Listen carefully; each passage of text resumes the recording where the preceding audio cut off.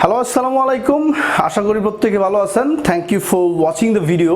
I am wadud from technical English learning home. আজকে আমি আপনাদের সাথে কথা বলবো ন্যারেশন, দ্যাট ইজ প্যারেশন for everyone. Most of the times আমি অনেক গ্রামগঞ্জ থেকে পাই ন্যারেশন আপনাদের জন্য প্যারেশন। সেই ন্যারেশনের বিভিন্ন ধরনের বাক্য থাকলে যে আপনাদের সমস্যা হয়, আমি আরও আগে ভিডিও দিয়েছি। এখন আপনাদেরকে বিভিন্ন সেন্টেন্সে থাকে ইনভার্টেড কমার ভিতরে। আপনারা সবাই জানেন যে একটা ন্যারেশন, ধরেন আমি একটা পুনরায় বাক্য দিয়ে আমি আপনাদেরকে আবার বুঝাই। ধরেন এখানে লেখা আছে রহিম সেইড টু মি, কমা দিয়ে উপরে দেখেন ইনভার্ট কমা দেওয়া আছে, ইউ আর সো জিনিয়াস। তো এইখানে দেখেন রহিম সেইড টু মি, লক্ষ্য করবেন প্রত্যেকটা direct speech to indirect speech এর দুইটা ভাগ থাকে, একটা ইনভার্টেড কমার ভিতরে আর একটা ইনভার্ট কমার বাহিরে। তো ইনভার্টেড কমার ভিতরে যেটা এটা বইয়ের ভিতরে লেখা বলা হয় যে দ্যাট ইজ রিপোর্টেড স্পিচ। বইয়ের ভিতরে কি বলা হয়? Reported speech. আর ইনভার্ট কমার ভিতরে যেটা থাকে, বাহিরে যেটা থাকে, সেটাকে বলা হয় রিপোর্টিং ভার্ব। দ্যাট মিনস আপনি লক্ষ্য করেন রহিম সেইড টু করিম, এখানে হচ্ছে সেইডের মধ্যে আমার কাজ করতে হবে ইনভার্ট কমার বাহিরে। তাহলে ইনভার্ট কমার বাহিরে আমাকে একটা জায়গায় কাজ করতে হবে, সেটা হচ্ছে সেইড। তাহলে মাথায় রাখেন, যেটা স্যাররা বলে রিপোর্টিং ভার্ব, আমি কিন্তু বলি না, আমি ডাইরেক্ট সেইড বলবো। এখন ইনভার্ট কমার ভিতরে যান। ইনভার্ট কমার ভিতরে আপনাকে কয়টা চেঞ্জ করতে হয়? দুইটা চেঞ্জ করতে হয়। কোন কোন জায়গায়? একটা হচ্ছে সাবজেক্ট, আর একটা হচ্ছে most of the time auxiliary অথবা ভার্বকে চেঞ্জ করতে হয়, যেটা আমাদের বইয়ের ভাষায় বলা হয় টেন্সের পরিবর্তন। তাহলে ইনভার্ট কমার ভিতরে আপনাকে দুইটা চেঞ্জ করতে হবে, সেটা হচ্ছে সাবজেক্ট এবং টেন্স। আর ইনভার্ট কমার বাহিরে আপনাকে একটা জায়গায় চেঞ্জ করতে হবে, সেটা হচ্ছে সেইড, যেটা বইয়ের ভাষায় বলা হয় reporting verb. Not according to me, আমি ডিরেক্টলি সেইড বলবো। আমার বুঝার স্বার্থে, আপনার বুঝার স্বার্থে আপনি ডাইরেক্ট বলেন। বাইরে সেইডের মধ্যে পরিবর্তন হয়, ইনভার্ট কমার ভিতরে সাবজেক্ট পরিবর্তন করতে হয়, টেন্স পরিবর্তন করতে হয়। তাহলে টোটালি কয়টা চেঞ্জ পাইলেন লক্ষ্য করেন। ইনভার্ট কমার ভিতর থেকে শুরু করবো আমরা। 1 নাম্বার সাবজেক্ট, 2 নাম্বার টেন্স পরিবর্তন। ইনভার্ট কমার ভিতরটা দেখেন দুইটা পরিবর্তন, সাবজেক্ট টেন্স। আর ইনভার্ট কমার বাহিরে কয়টা? একটা পরিবর্তন, সেটা হচ্ছে সেইডের পরিবর্তন। দ্যাট মিনস আমরা এখন সরাসরি তিনটা পরিবর্তন পাইলাম। ফার্স্ট সাবজেক্ট পরিবর্তন, সেকেন্ড টেন্স পরিবর্তন, এবং থার্ড পাইলাম রিপোর্টিং ভার্ব মানে সেইডের পরিবর্তন। তো এখন আমি আপনাদেরকে বলবো, এই যে পরিবর্তনগুলো দেখলেন, এখন আমরা যদি বইয়ের ভাষায় চিন্তা করি, ভাই মাথা নষ্ট। আমাকে বইয়ের ভাষায় চিন্তা করলে লাভ নাই। I will have to realize heartily as if I can realize, as if you can realize everything. So এই টেকনিকগুলো লক্ষ্য করবেন। সাবজেক্টের পরিবর্তন লক্ষ্য করেন। সাবজেক্ট কয় ভাগে ভাগ করা হয়? ফার্স্ট পারসন সাবজেক্ট অনুসারে, সেকেন্ড পারসন অবজেক্ট অনুসারে, থার্ড পারসন নো চেঞ্জ। তাহলে ফার্স্ট পারসন কোনগুলো? আই, উই, মি, আস, এগুলো হচ্ছে ফার্স্ট পারসনের কাতারে পড়ে। তো এই ফার্স্ট পারসন সাবজেক্ট অনুসারে পরিবর্তন হবে। যেমন আমি একটা বাক্য লিখলাম, Rahim said to Karim that, that পড়ে দিই রহিম সেইড টু করিম, কমা দিয়ে ইনভার্ট কমা দিলাম, I am very poor.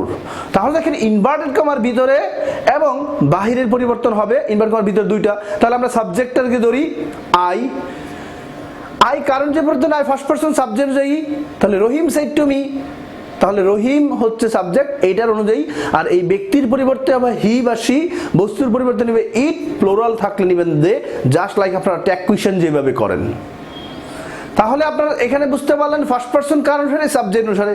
Now think of second person কার অনুসারে পরিবর্তন হবে? সেকেন্ড পারসন অবজেক্ট অনুসারে, থার্ড পারসন নো চেঞ্জ। তাহলে দেখেন আমি আপনাকে 5 মিনিট বলার পরে আপনি 2 নাম্বার থেকে 3 নাম্বার 100% পাবেন। How much you are weak, that's not a fact. তাহলে আমরা দেখলাম, এই যে আমরা দেখবো ফার্স্ট পারসন সাবজেক্ট অনুসারে, সেকেন্ড পারসন অবজেক্ট অনুসারে, থার্ড পারসন নো চেঞ্জ। এই কথাটা মুখস্থ করতে আপনার কয় মিনিট লাগবে? সর্বোচ্চ 1 minute. First person subject, second person object, third person no change. এখন যান টেন্স পরিবর্তন। ও মাই গশ, আপনি যদি টেন্স পরিবর্তন চিন্তা করেন, আপনাকে 16টা স্ট্রাকচার 12টা স্ট্রাকচার মুখস্থ করতে হবে। প্রত্যেকটা স্ট্রাকচার এটা থাকলে এটা হবে, এটা থাকলে এটা হবে, এটা থাকলে ওইটা হবে, ব্লা ব্লা ব্লা ব্লা। ভাই এইভাবে শিখলে লাভ নাই। Whatever the present if you give it to the past, আপনি যা প্রেজেন্ট পাবেন তাকেই পাস্ট দিয়ে দিবেন। এমিজার ওয়াজওয়ার দিয়ে দেন, হ্যাভ হ্যাজ হ্যাড দিয়ে দেন, ক্যান আছে কুড দিয়ে দেন, শ্যাল আছে শুড দিয়ে দেন, উইল আছে উড দিয়ে দেন। তাহলে প্রেজেন্ট থাকলেই পাস্ট, প্রেজেন্ট থাকলেই পাস্ট। তিন কথাই মনে রাখাবো, প্রেজেন্ট থাকলে পাস্ট, পাস্ট থাকলে হ্যাড পিবি, ওয়াজওয়ার থাকলে হ্যাড বিন। এই তিনটা কথা যদি মুখস্থ করতে পারেন, পৃথিবীর সমস্ত টেন্সের ন্যারেশনের জন্য যেই পরিবর্তন আপনার দরকার, এভরিথিং উইল বি ওকে। যেমন আমি যদি বলি আই ওয়েন্ট টু স্কুল, তাহলে এটাকে যদি আমি পরিবর্তন হয়, তাহলে ওয়েন্ট হচ্ছে পাস্ট ফর্ম, পাস্ট ফর্ম থাকলে হ্যাড পিবি, শুধু ওয়েন্টের সামনে বসিয়ে দেন had PB, had gone. Completed, had completed. I was ill, was where আছে, তাহলে had been। তাহলে তিনটা কথা শুধু শিখলেন, প্রেজেন্ট থাকলে পাস্ট, was where থাকলে had been, পাস্ট থাকলে had pp। তাহলে মুখস্থ করেন, প্রেজেন্ট থাকলে পাস্ট, পাস্ট থাকলে had pp, was where থাকলে had been। কতক্ষণ লাগবে? আরো 1 মিনিট। তাহলে 2 মিনিট, আমি এখন আপনার কাছে 3 মিনিট পাই। তাহলে আমরা দেখলাম সাবজেক্ট পরিবর্তন শিখলাম, টেন্স পরিবর্তন শিখলাম। এখন আমরা শিখবো রিপোর্টিং ভার্বের পরিবর্তন। যেটা আপনাদের লাগবে, সাবজেক্ট বিভিন্ন ধরনের আসলে তখন রিপোর্টিং ভার্ব পরিবর্তন হয়। বিভিন্ন বাক্যে বিভিন্ন ধরনের আপনার রিপোর্টিং ভার্ব হয়। তো এই পরিবর্তনগুলো যদি শিক্ষা ফেলতে পারেন, তাহলে আপনার আর কোনো সমস্যা নাই। স্যার এরকম করে কেন? না, আসলে I am not teacher. I am trying my best to do something for the students who are poor and who are staying in the rural area and where there is no good teacher available. I am not teacher. তো দেখেন, আমরা এখন আপনাদেরকে দেখাবো যে normally আমরা যেই তিনটা বাক্য, যেই তিন ধরনের বাক্য শিখলে আপনি 100% 3 নাম্বার পাবেন, সেই বাক্যগুলো আগে আমি কথা বলবো। প্রথমে হচ্ছে সিম্পল বাক্য, যেগুলো হচ্ছে অ্যাসার্টিভ সেন্টেন্সে যেগুলো থাকে, সেটা আমি আপনাদেরকে দেখাই। এইটা যদি থাকে তাহলে কিভাবে আপনারা চেঞ্জ করবেন। তাহলে সর্বপ্রথম আমরা এখন শিখবো সেইডের পরিবর্তন, নট রিপোর্টিং ভার্বের পরিবর্তন। সেইড পরিবর্তন করে কিভাবে? তাহলে দেখেন, সেইড পরিবর্তন করে আপনার হচ্ছে ইনভার্টেড কমার ভিতরের অংশ দেখা। মনে রাখবেন, এই যে সেইডটা আছে, এই সেইড আপনাদের পরিবর্তন হবে, রিপোর্টিং ভার্বের পরিবর্তন হয় ইনভার্টেড কমার ভিতরের অংশ দেখা। এই সেট কি দেখা পরিবর্তন করবেন? ইনভার্টেড কমার ভিতরের অংশ দেখা। ইনভার্টেড কমার ভিতরে যদি বাক্যের প্রথমেই যদি সাবজেক্ট থাকে, তাহলে এই সেটটা পরিবর্তন করবেন টোল্ড, এবং সেখানে দ্যাট লাগবে। অনেক সময় দেখি স্যাররা বলে যে ইনভার্টেড কমা উঠায়া দিয়া দ্যাট বসাইতে হয়, কিন্তু ভাই আমি যখন ছোট ছিলাম তখন থেকে আমার মনে এই ধরনের প্রশ্ন জাগতো। দেখতাম এক জায়গায় দ্যাট বসে, আরেক জায়গায় দ্যাট বসে না। তো আমি কখনোই এই উত্তর সঠিকভাবে পাইতাম না যে কখন দ্যাট বসে, কখন দ্যাট বসে না। আপনার এই উত্তর দরকার, কিন্তু আপনারা যদি লক্ষ্য করে থাকেন, এক জায়গায় দেখবেন দ্যাট আছে, আরেক জায়গায় দেখবেন দ্যাট নাই। তো কোন জায়গায় দ্যাট আছে, কোন জায়গায় দ্যাট নাই, কোন জায়গায় লাগবে, কোন জায়গায় লাগবে না, এইটা হচ্ছে প্রশ্ন। তাহলে আমরা দেখি। ধরেন আমরা রহিম সেই টু করিম, কমা দিয়ে ইনভার্ট কমা দেওয়া আছে, ইউ আর ভেরি লাকি। এখন রহিম সেড টু করিম, সেডের মধ্যে গুল দাগ দিলাম, এই সেডের মধ্যে আঙ্গুল ধরলাম আমি। এখন আমি এই সেড কি দেখা পরিবর্তন করব? ইনভার্টেড কমার ভিতরের বাক্য দেখা। তো ইনভার্ট কমার ভিতর দেখলাম বাক্যের প্রথমেই সাবজেক্ট আছে, রহিম সেড টু করিম। তাহলে দেখেন, Rahim said to Karim, invert কমার ভিতরে আছে আই এম পোর। তাহলে এই রহিম সেড টু করিম, আই যেহেতু আছে, আই কোন পারসন? ফার্স্ট পারসন সাবজেক্ট অনুযায়ী হবে, এটা বুঝলেন। এম আছে, এম ইজার থাকলে ওয়াজ ওয়ার হয়ে যাবে, এটা বুঝলেন। এখন কথা হচ্ছে এই রিপোর্টিং ভার্বে আমি কি করব? ধরেন রিপোর্টিং ভার্ব, এখন ইনভার্ট কমার দেখেন প্রথমে সাবজেক্ট আছে, তাহলে আপনাকে টোল বসাতে হবে। সাবজেক্ট থাকলে টোল বসাবেন, সাবজেক্ট নাই তাহলে টোল বসবে না, অন্য কিছু চিন্তা করেন। ইনভার্ট কমার ভিতরে যদি প্রথমেই সাবজেক্ট থাকে তাহলে টোল্ড, এবং একই রুল। যদি দ্যাট কখন বসাবেন? যদি ইনভার্ট কমার ভিতরে সাবজেক্ট পরে সাবজেক্ট বসাতে হয়, আপনি যখন বাক্যে উত্তরটা লিখবেন তখন ইনভার্ট কমার পরে যদি সাবজেক্ট থাকে এবং সাবজেক্ট বসাতে হয়, তাহলেই দ্যাট বসাবেন, না হলে জীবনে দ্যাট বসবে না। আমি অ্যাসার্টিভ সেন্টেন্স চিনি না, আমি ডিরেক্টলি সেন্টেন্স চিনতে চাই। আমার যদি ডিরেক্টলি আমি দেখি সাবজেক্ট আছে, তাহলে বুঝবো এখানে দ্যাট লাগবে, সাবজেক্ট নাই তাহলে দ্যাট লাগবে না। তাহলে উত্তর কি হবে দেখেন, Rahim said to Karim, I গিয়ে কি হলো, এর আগে দ্যাট বসলো কেন, কারণ আই আছে, সাবজেক্ট আছে। এখন আই কোন পারসন, ফার্স্ট পারসন, সাবজেক্ট অনুযায়ী, তাহলে রহিম, রহিমের অনুযায়ী হলো হি, ব্যক্তি। এখন কাকে বুঝাইছেন, রহিম না করিম, দুজনকে ডিনোট করে দিতে হবে। যেহেতু আমি দুজন ব্যক্তির পরিবর্তে হি হয়, তাহলে আমি বসাই দিব আর ব্র্যাকেটে। এখন অ্যামিজার আছে, জাস্ট ওয়াজ ওয়ার দেন, হি ওয়াজ পোর। তাহলে আমরা বুঝলাম এটা যে সিম্পল বাক্য থাকলে, আমি আরেকটা উদাহরণ দেই। wadud sir said to Tushar, you are very, কমা দিয়ে ইনভার্ট কমা দিলাম, you are very clever। তাহলে wadud sir said, ইনভার্ট কমার ভিতরে দেখেন ইউ আছে, তাহলে সাবজেক্ট আছে, এটা হয়ে গেল told। তুষার বসাইলাম, এরপরে ইনভার্ট কমা উঠায় বসাইলাম দ্যাট, কারণ সাবজেক্ট আছে। এখন ইউ কোন পারসন, সেকেন্ড পারসন, তুষার অনুযায়ী তুষার বলতে হি, তাহলে আমি ব্র্যাকেটে দিয়ে দিলাম টি। এরপরে অ্যামিজার আছে, ওয়াজ ওয়ার, এখানে যদি ওয়াজ ওয়ার থাকতো বসাইতাম হ্যাড বিন, এখানে যদি পারসন থাকতো বসাইতাম হ্যাড পিবি। তাহলে আমরা বুঝতে পারলাম যে আপনার যদি ইনভার্টেড কমার ভিতরে সাবজেক্ট থাকে, তাহলে আমাকে সেডের পরিবর্তে টোল্ড বসাতে হবে। এখন সেইডও বসাতে পারবেন, টোল্ডও বসাতে পারবেন। সেড বসালে টু লাগবে যদি পরে আপনার ইয়ে থাকে, অবজেক্ট থাকে। আর যদি অবজেক্ট না থাকে তাহলে আপনি সেইড টু বসাতে পারবেন, সেইড বসাতে পারবেন। বাট টোল্ড বসানোর রুল হচ্ছে এই টোল্ডের পর একটা অবজেক্ট থাকতে হবে। তাহলে আমরা নর্মাল বাক্য বুঝলাম। এখন আমাদের দেখব প্রশ্নবোধক বাক্য থাকলে আমাদের সেইড কি করতে হবে। This is the question, and a question most of the times comes to our exam and there are 2 marks. এই প্রশ্নের উপরে 2টা মার্ক থাকে, যেটা নর্মাল সেন্টেন্সে আপনি 1 মার্ক পাবেন বলছিলাম, এখন প্রশ্নবোধকের ক্ষেত্রে আপনি 2 মার্ক পাবেন। তো এখন কথা বলা যাক যে প্রশ্নবোধক বাক্যে আমাকে কি করতে হবে। সর্বপ্রথম দেখি সেইড, তুমি কিভাবে পরিবর্তন হবা। সেইড, আমি যদি ইনভার্ট কমার ভিতরে প্রশ্নবোধক পাই তাহলে আমি সেইড গিয়ে পরিবর্তন হব, প্রশ্নবোধক গিয়ে পরিবর্তন হবে আস্কড। দ্যাট মিন্স সেইড কখন আস্কড হয়ে যায়। আমার এই ক্লাসগুলো একটু ব্যতিক্রম, but if you do the class attentively I think so you will get something here. Something is in my video, but you will have to get it eagerly.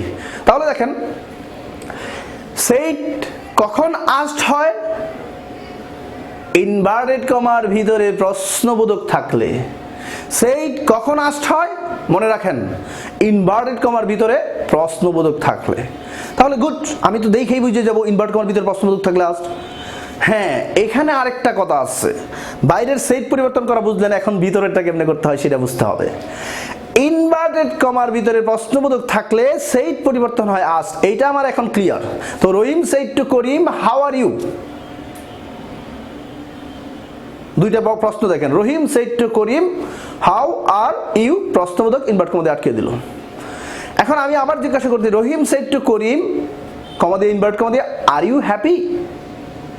তাহলে দেখেন এখানে 2 ধরনের প্রশ্ন আমি তুলছি, একটা হচ্ছে ডব্লিউএইচ কোয়েশ্চেন, ডব্লিউএইচ কোয়েশ্চেন দিয়ে শুরু হয়, আরেকটা দেখেন নিচে are you, that means auxiliary verb দ্বারা শুরু হয়। মনে রাখবেন প্রশ্ন হচ্ছে 2 ধরনের, একটা হচ্ছে ডব্লিউএইচ কোয়েশ্চেন, আরেকটা হচ্ছে yes no question.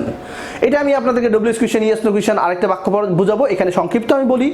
WH question হচ্ছে who, what, which, where, when, how, যে ওয়ার্ডগুলো প্রশ্ন করা হয় এবং যেই ওয়ার্ডগুলো দ্বারা আপনারা বুঝতে পারবেন যেগুলো প্রশ্ন করার ওয়ার্ড, সেগুলোকে বলে ডব্লিউএইচ কোয়েশ্চেন ওয়ার্ড।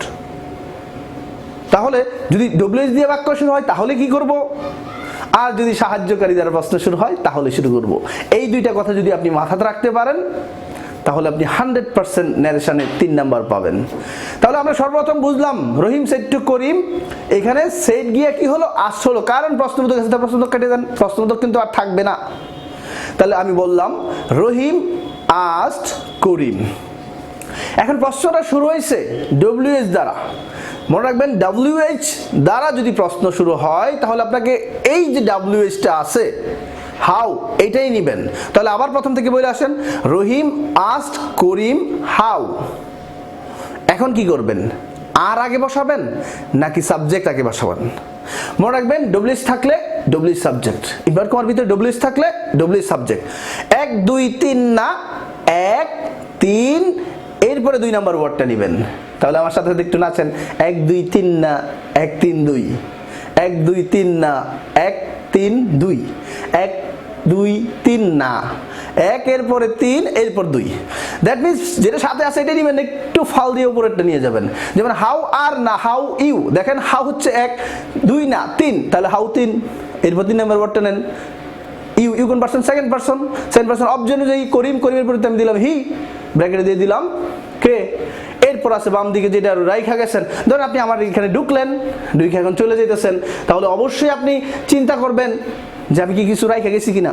যেহেতু আরটা রয়ে গেছে, আমি যে বাসন কি ওয়াজ ওয়ার। এখন এখানে আছে আর, তার মানে এটাই না যে আপনাকে ওয়ার বসাতে হবে। অ্যাকর্ডিং টু সাবজেক্ট আপনি সেখানে কি বসাইছেন? হি।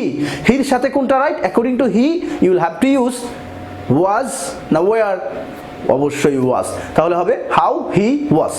তাহলে আপনারা কি বুঝলেন? প্রশ্নবোধক বাক্য ইনভার্টেড কমার ভিতরে যখন থাকবে, দেখবেন ডব্লিউএইচ দ্বারা শুরু হয়েছে নাকি সাহায্যকারী ভার্ব দ্বারা শুরু হয়েছে। ডব্লিউএইচ দ্বারা শুরু হইলে, ডাব্লিউএইচ দ্বারা শুরু হইলে, একটু শুদ্ধ ভাষায় বলতে হয়, না হলে আবার মানুষ খারাপ বলবে।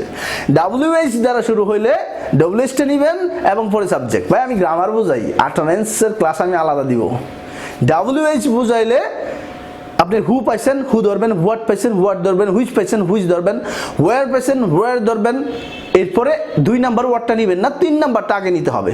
যেমন হোয়ার আর ইউ, হোয়ার ইউ আগে হবে। ওকে, তো আমরা এটা বুঝলাম। আরেকটা নাম, the old man said to the maid, inverted comma ভিতরে লেখা আছে can you give me some food. তাহলে দেখেন দুইটা অংশ, একটা হচ্ছে সেইট আস্ট হয়ে যাবে কারণ এখানে প্রশ্নবোধক আছে।